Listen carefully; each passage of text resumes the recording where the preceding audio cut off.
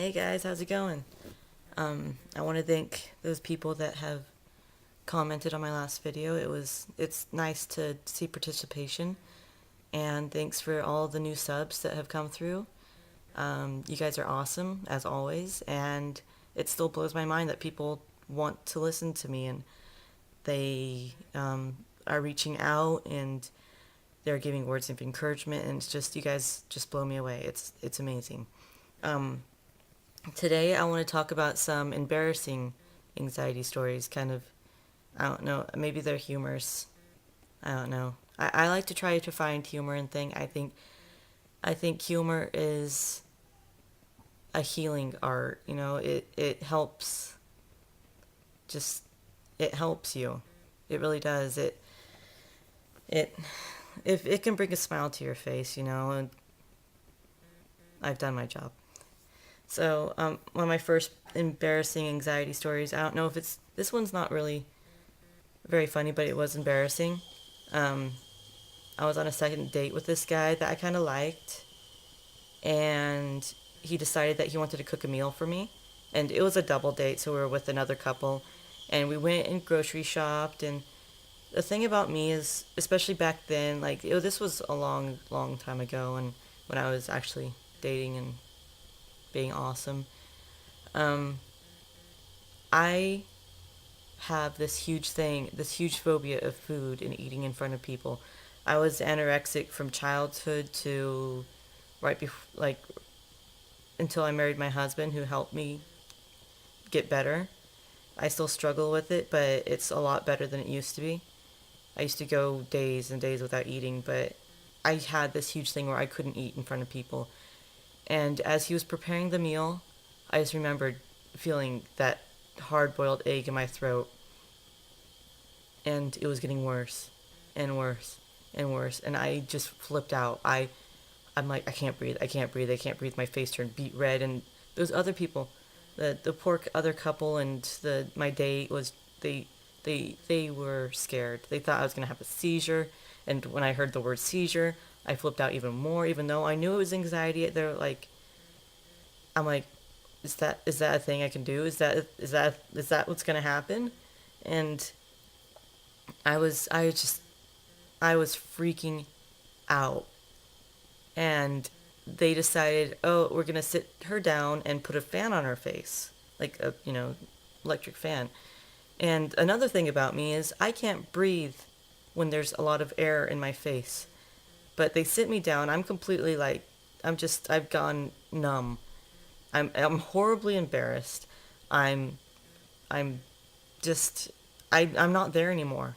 I just checked out. My body was there, but I'm just like in La La Land because I knew that I've embarrassed myself, and I wanted to melt into the ground. But they put a fan on my face, and so besides not being able to breathe because of the anxiety, I'm not being able to breathe because of the air in my face, and so I'm about to pass out.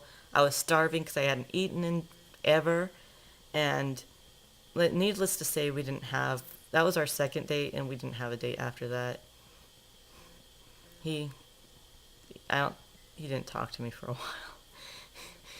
I can laugh now, and I just wish I could show you everything that went on in my head. I mean that I remember, but it was awful. My other anxiety story, of the embarrassing one, was in third grade, and this happened next to a guy that I really liked, and his name was Chris. The first guy's, my date's name was Chris. It's just I had bad luck with Chris people, people named Chris people, crispy people. Um, my teacher was very severe, and she scared me. But I was her favorite student because I got her jokes. I don't know how that worked out, but she terrified me. I was a very skittish child. I was terrified of everything. And when there was a rule, I followed it to the T because I was afraid of getting in trouble. So she set up a new rule where you couldn't go to the bathroom unless you raised your hand and asked to go to the bathroom because she was getting tired of people just sneaking out of that classroom and going down the hall and doing things that weren't involving bathrooms. And so I raised my hand. I had to go. I had to go bad.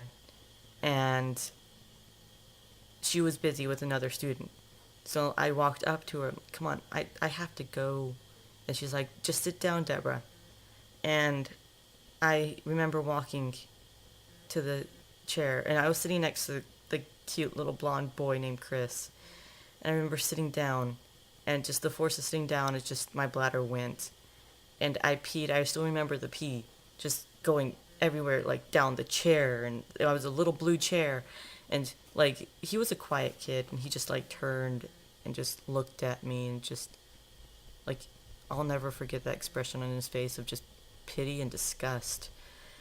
And my face was just beet red, and someone said, Mrs. Blanton, Deborah just peed her pants. Actually, I was wearing a really cute dress that day. It wasn't my pants. And I was so embarrassed. I felt like I was going to throw up because I was so embarrassed. And I had to go. My mom had to be called, and she brought pants for me. And then by the time I came back, there was still a huge puddle of pee on my chair, and I had to clean it up. Like, I was cleaning up around the chair, and like, I didn't notice the huge puddle of pee until Christopher just looked at me and just pointed. Like, I don't think that kid ever said any words. I don't know why I thought he was so cute, but he just pointed, and I'm like, oh, the big puddle of pee. Oh. It was horrible. And surprisingly, I don't remember them teasing me after that. Like, a lot of people actually came up to me and said, it's okay, it happens.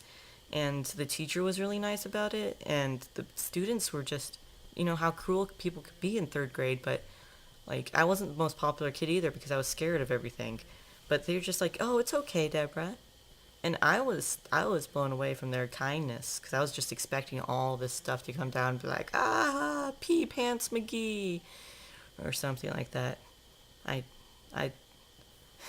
it was nice that they didn't tease me. Also, I want to talk really quickly. I don't know how long this video is right now because it shows on the other side. I guess I could go look, but I'm too lazy. So I'm going to just cover this really quickly. Hopefully this isn't too long and it's been entertaining for you. But we have a friend over today, and I was talking about my videos and about my anxiety a little bit. And he just looked at me surprised, just like, you have anxiety? You just, I would never expect that you hide it so well. It's like, you're just this calm and spunky little person that you're just like, you'd be like the last person I'd think you'd have anxiety. And I've been told that more than once. And I do. I hid my anxiety for years. And I would have crippling anxiety attacks and no one would notice. I would just be this calm person that's just sitting there. But if you took my blood pressure or anything, you'd see it's through the roof. But I hid it because I was afraid of being teased or afraid of people trying to help, which raised my anxiety more because I didn't want people around me when I was having anxiety attacks. And I was wondering, well, first off, do you have any embarrassing anxiety attack stories? I mean, it doesn't have to be like horrible, I almost thought I was dying type anxiety stories, but I want something humorous. I think Wednesday should be kind of our humorous light day. If that's what you guys would be interested in. But also I want to know, are you good at hiding your anxiety, and why? Is it a defense mechanism like mine, or is it because you're just worried what other people think, or what? Because I hit my anxiety for my whole life. Like, people, I mean, my husband can pick up on my cues because he knows me really, really, really well. And sometimes he still doesn't pick up on some of my anxiety. But now he's realized it's a real big thing in my life, and he's been better about that. But if I can hide it from someone that has been with me for almost 4 years of my life and knows my ins and outs and ups and downs, and I've hid it from my mom. She watches these and she's just like, I didn't know this stuff, but I hid it because I was afraid. And I'm not afraid anymore. I'm ready. I'm ready to get this out. I'm ready to